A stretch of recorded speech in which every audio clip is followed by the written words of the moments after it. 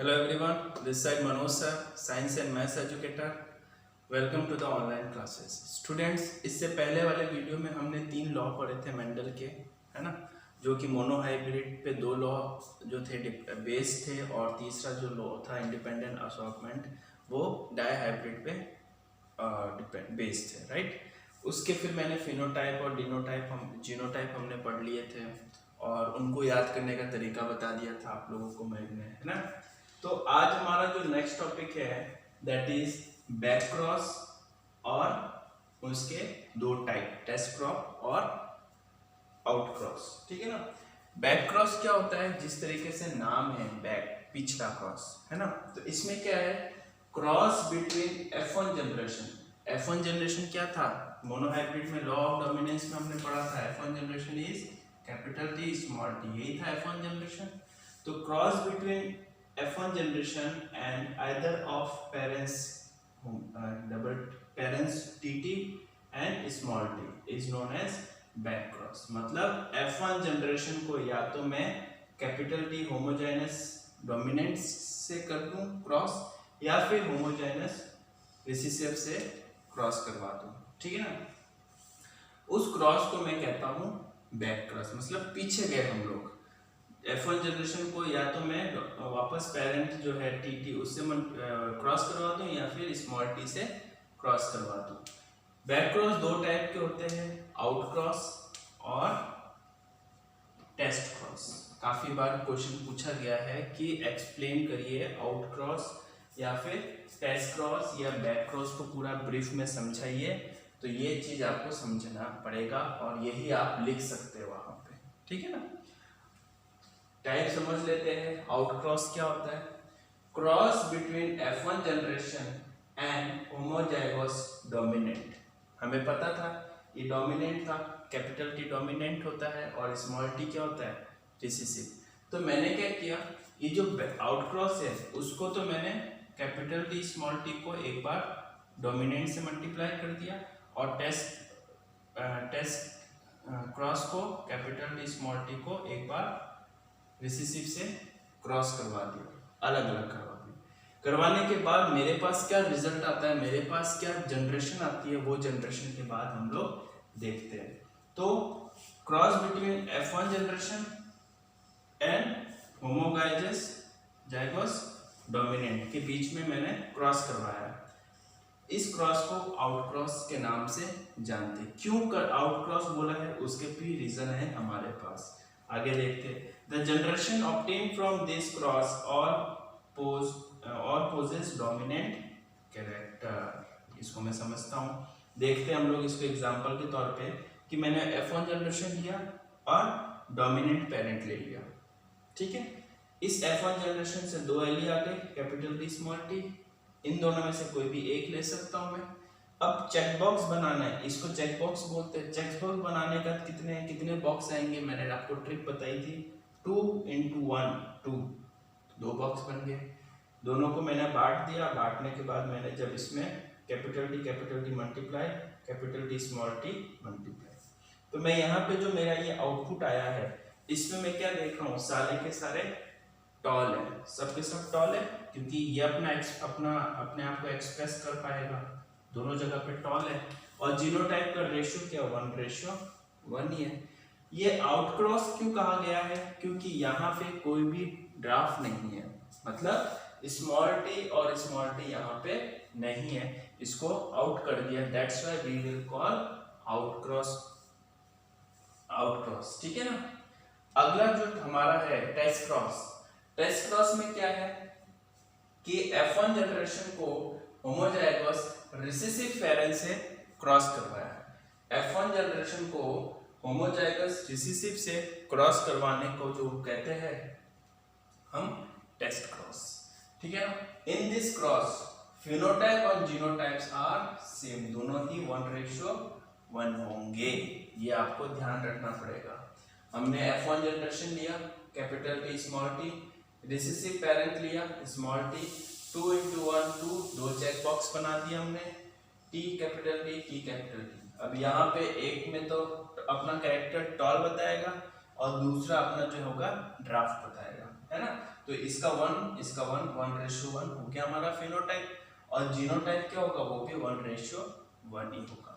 तो यहाँ तक हमने बैक क्रॉस और उसके 2 टाइप पूछे गए। काफी बार पूछे जाते हैं कि डिफाइन बैक क्रॉस या डिफाइन आउट क्रॉस या explain back cross in brief.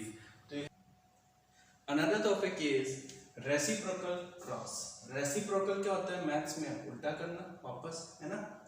तो इस क्रॉस में क्या है कि in this cross A use, कोई भी ए मान लो मेल ले लिया और बी को मान लिया मैंने फीमेल, ठीक है। A use as male and B use as female, and in another cross B use as male and A use as female. मतलब एक बार तो मैंने ए को मेल मान लिया और बी को फीमेल मान लिया, और दूसरी बार मैंने ए को फीमेल मान लिया और बी को मेल मान लिया, रेसिप्रोकल कर लिया।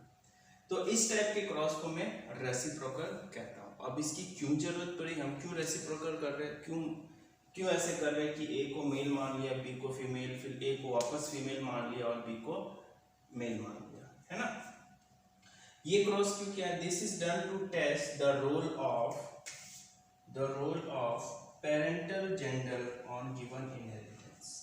जो आपका इनहेरिटेंस आएगा, जो जनरेशन आएगी, उसमें पेरेंटल का क्या रोल होगा, पेरेंटल जेंडर का क्या रोल होगा। इस वजह से मैंने रेसिप्रोकल करके मैं चेक कर रहे हैं हम लोग कि एक बार फीमेल रखने पे क्या आएगा और उसी को एक बार मेल रखने पे क्या आएगा, ठीक है ना। अच्छा टॉपिक था।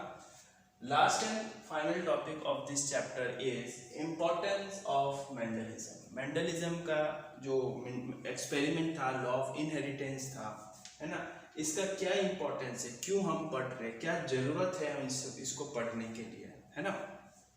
ये रिसेसिव डोमिनेंस हम पढ़ते जा रहे हैं, इतने सारे क्रॉसेस हमने पढ़ लिए, क्या जरूरत है इनकी पढ़ने की। तो उसके लिए कुछ पॉइंट्स है जो कि देखते हैं, इस वजह से हमने मेंडलिज्म पढ़ा है, ठीक है ना। Importance to find the dominant character, मतलब डोमिनेंट कैरेक्टर को फाइंड करने का काम करता है in living organism, because lethal या फिर harmful recessive genes are not able to express themselves in the presence of dominant generation। मतलब जब मैंने दो पेरेंटल को क्रॉस करवाया, तो जो उसमें डोमिनेंट कैरेक्टर था और उसके अंदर जो रिसेसिव कैरेक्टर था, तो डोमिनेंट कैरेक्टर के प्रेजेंस में रिसेसिव कैरेक्टर अपने आप को एक्सप्रेस नहीं कर पाएगा, है ना।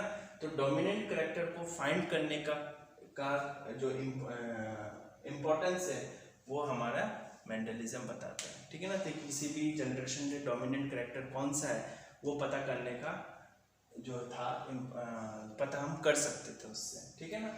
अगला है concept of genes explain by Mendel law of segregation. Mendel law of segregation बोले तो, या फिर मेंडल लॉ ऑफ सेपरेट, अलग अलग हमने पढ़ा था। लॉ ऑफ सेग्रीगेशन जिसमें सेपरेट कर देते थे हम लोग, है ना, कोई भी जीन्स एक दूसरे के ऊपर डिपेंडेंट नहीं होता था, सेपरेटली एक दूसरे के साथ हो जाते थे। तो जीन्स के कंसेप्ट को मेंडल लॉ ऑफ सेग्रीगेशन के वजह से हम लोगों ने पढ़ पाए थे। अगला था एक जीन में 2 एली थे, वी नो दैट कि कैपिटल टी और स्मॉल टी, या फिर इसको लिख देते हैं कैपिटल टी। तो एक जीन में कितने एली है, 2 एली है। एक जीन्स में कितने एली है, 2 एली है, ठीक है ना। तो इसके बारे में भी हमारे मेंडलिज्म बाइसेप जी ने, उनकी जो लॉ थे उनकी वजह से हमें पता चला। अगला है new trade in hybrid can be better understood by Mendel law. जब मैं 2 जनरेशन को क्रॉस करवा रहा हूँ और उससे जो हाइब्रिड करके जो मेरे पास जो जनरेशन आ रही है उसको मैं बहुत अच्छी तरीके से पहचान पाऊंगा, बहुत अच्छी तरीके से हम जान पाएंगे कि इसमें कोई खराबी तो नहीं है। इन दो पेरेंटल को क्रॉस करवाने पे मेरे पास जो जनरेशन आई है उसमें ये फीचर्स थे, उस बारे में हम लोग पता कर सकते हैं by the help of Mendel law, ठीक है। Disease resistance and improve variety of plant can be develop. अब हमें पता है कि भैया 2 पेरेंटल को क्रॉस करने पे जो जीन्स आ रही है उसकी 3 टॉल थे, जैसे हमने लॉ ऑफ डोमिनेंस का देख लेते हैं। 3 टॉल थे, एक ड्राफ्ट था, तो हमें पता चल गया कि जो F1 जो पेरेंटल को मैंने क्रॉस करवाने के बाद जो 4 मेरे पास जो जनरेशन आई है उसमें 3 टॉल थे और एक ड्राफ्ट थे। 3 टॉल में तीनों टॉल जो प्लांट थे वो बहुत ही अच्छे उसके सीड्स थे, अच्छी तरीके से वो डेवलप्ड हो रहे थे। तो हम लोग, और उसमें कोई डिजीज भी नहीं लग रहा था, तो हम लोगों ने लॉ के हेल्प से डिजीज रेजिस्टेंस का पता लगा लिया और प्लांट की वैरायटी को इम्प्रूव कर दिया, है ना, ताकि हम, क्योंकि हमें तो जनरेशन पता चल रही थी और पता चलते हैं हमें पता चल गया कि हाँ उन जो जनरेशन है F1 जनरेशन या F2 जनरेशन में ये खराबियाँ हो रही थी, तो हमने उसको इम्प्रूव कर दिया, ठीक है ना। The branch of science which deal with the development of human being is ignorance. Branch science का वो ब्रांच जो कि ह्यूमन बीइंग के डेवलपमेंट में डील करती है उसको हम इग्नेसिस के नाम से भी जानते हैं। तो ये डेफिनेशन भी पूछा जा सकता है, इंपॉर्टेंस ऑफ मेंटलिज्म भी पूछा जा सकता है, लॉज पूछे जा सकते हैं, है ना। तो ये सारे टॉपिक कवर हमने कर लिए इस चैप्टर में। 4 मार्क्स का चैप्टर है, बहुत ईजी टॉपिक्स है, हमें बस पढ़ना है और 4 मार्क्स हमारे इजीली ग्रैब हो सकते हैं, ठीक है।